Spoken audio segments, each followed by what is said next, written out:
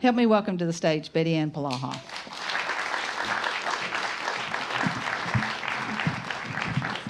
No.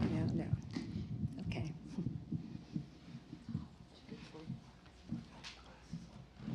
Anybody else here go to Catholic school?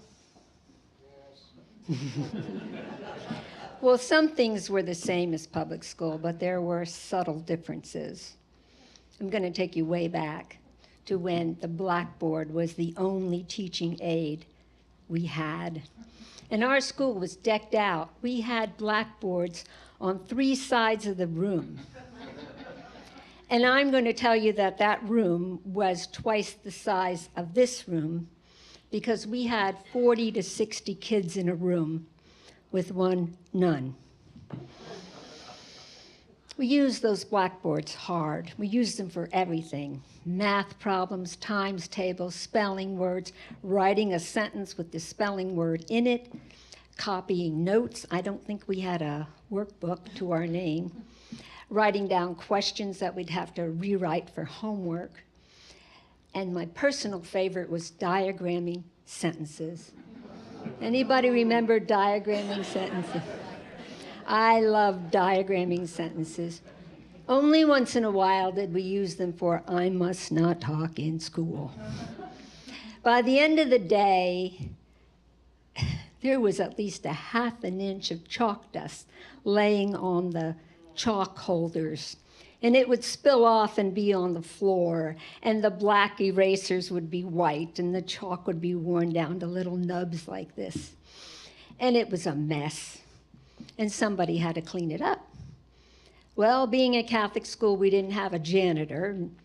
The nuns couldn't do it because the nuns only had one dress. We called them habits. They were black from their head to their toe, and chalk dust. No, they weren't going to do it. The kids were going to do it. And the way it worked out is like 5 or 6 kids each week were assigned to stay after school and clean the room. Now the boys always got to sweep the aisles, pick up the dirt, and take the trash out to the basket, the incinerator. Never saw a girl do that. Clapping the erasers was non-gender specific. You could go outside, clap the erasers, and come back and look like the abominable snowman. And I have to wonder where asthma was, because certainly somebody could have died. And washing the boards was only a girl thing, because the nuns were very specific about how they wanted it done. Straight up and down. No skipping spaces. Rinse the sponge out and do it again. Sometimes we even had to take that bucket of water back to the girls' lavatory, rinse, throw it away, and get fresh water and come back in and continue. When we did all that, then we washed the ledge off and we put a clean eraser at every crack and spread out the chalk. That took a while, but we didn't mind staying after school because there was something special about being in school after school, and that was we could talk to each other out loud. It was almost like having a second recess. And the other thing that was special was Sister would be there at her desk marking papers or whatever else she did. And you could tell her about your new puppy or how you fell off your bike. And that was a good thing because with 50 kids in your class, there wasn't any one-on-one time. So we loved it. Well, it was a Monday in September. I was after school cleaning the 5th grade for Sister Edward. Now, Sister Edward came up to us as we were finishing up and said, "Girls, would you like to go down to the 1st grade to Sister Elizabeth Leona's classroom and do her boards? Because the 1st graders just don't have the hang of it yet." The 1st graders couldn't even reach the top of the boards. And we said, "Oh, yes, sister, we'll go. Even though we were already after school for 25 minutes already. But when the nuns asked you to do something, it was a thrill, you know. My mother used to get furious. She used to say, if those nuns called up and asked you to come down and clean the toilets, you'd be out the door and on your way. And I ask you to do something, you're out the door and you run away. And it was true. So anyway, we were going to go down to Sister Elizabeth Leona's first grade classroom because she had been our first grade teacher too, and we loved her.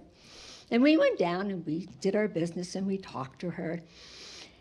And this is the part of the story that I remember, but I tried really hard to figure out a reason for it, and I can't. She announced that she was leaving the room and not coming back. Now, how does a teacher leave 3 girls in a room and leave the school? Especially now, it's about school let out at 3:30, it's at least 4 o'clock. Nobody else is there because all the other rooms are cleaned and the students are gone. But she did, she left us alone. We were almost finished anyway. And Patsy Perkins drops a bomb.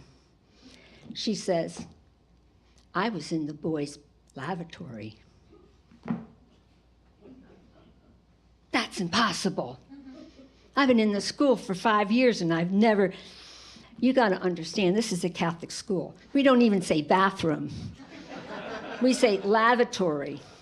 And the lavatories were just about hidden.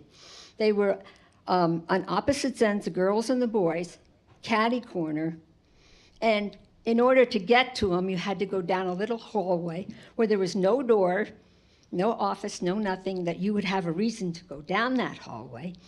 And when you went through the first door, you ended up in a little like vestibule, and then you turned and you went into a second door. So there was no walking down the hall when the door is swinging shut and peeking in the boys' bathroom. Impossible to see into the boys' lavatory.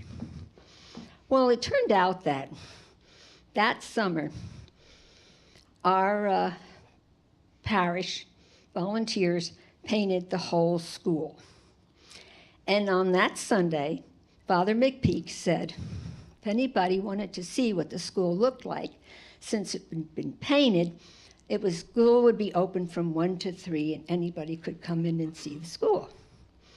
My mother said she was going down to check it out, and did I want to come? I know what school looks like. I spend enough time in there. I'm not going. And Lorraine, her parents didn't even go. But Patsy Perkins, her parents went, and she said all the doors were open, including the doors to the boys' bathroom. And she went inside, and she knew what color it was. And then she said, they have special toilets in the boys' bathroom. What? She said, yeah, they have special toilets to pee in. No. Yes. They're white, and they look like little bathtubs for a baby. But they're hanging on the wall.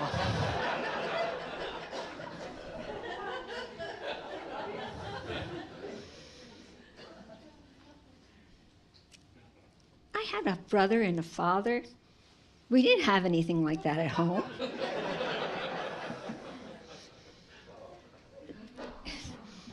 Are you sure? Yes, I did. I saw it. Well, we missed it. Our one chance to see the boys' bathroom. And we missed it because we didn't go to that open house, and there'd never be another chance again. But we only missed it by a couple of hours, really, when you think about it. It was open on Sunday from 1 to 3, and now it was Monday, 3 to 4. And maybe we could, nobody's here. We could sneak down there and see it. And Patsy said, oh no, I'm out of here. She took her school bag and she left. That left Lorraine and I, and we put our school bags in the classroom. We snuck down that little hallway, and it was kind of dark because there's no windows or anything. Went through the first door, turned and went to the second door. And lo and behold, there they were. 4 baby bathtubs hanging on the wall. And we're trying to think, how do they use them exactly? But we didn't have too much time to think about it because we heard that dreaded noise that everyone in my school knew. If you had a sister that belonged to the Order of St. Joseph's, they wore around their waist, hanging from their waist, a long rosary bead that went down to their toes almost, of beads the size of marbles that were made out of wood. And when they walked, the wood clacked. And that was the only defense that we had. If we heard that noise, we'd stop what we were doing. But it was too late.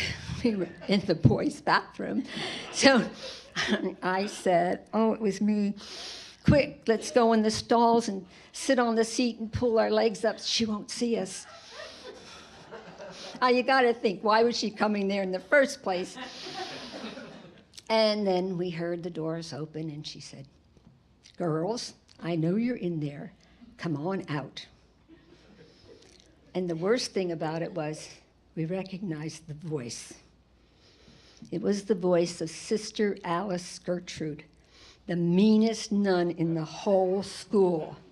This woman had a reputation to make people write their spelling words 250 times.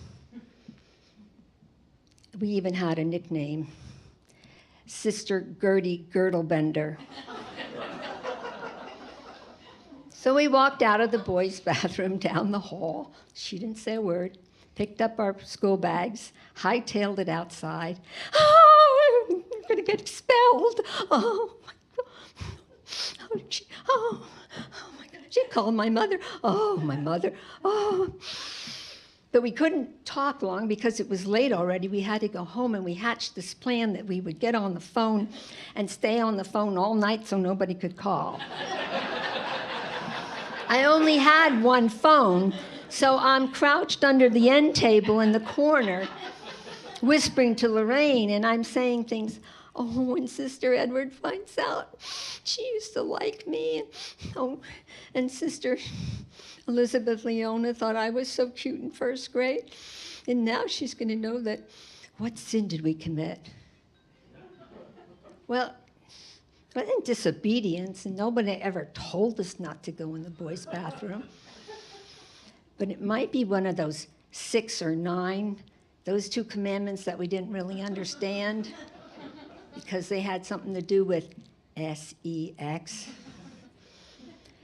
Well, I was afraid to go to school, but I went to school. And Sister Frances didn't act any different. Sister Edward. But we waited every time the door opened. Who was going to come? Sister Alice Gertrude, the principal, Father McPeak. For sure we were going to get expelled.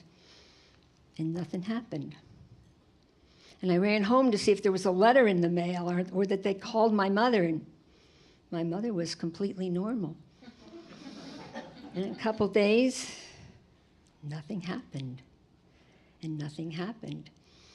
But I didn't feel like we got away with it because Sister Alice Gertrude taught the 6th grade. And I was going to walk into the 6th grade with a scarlet letter.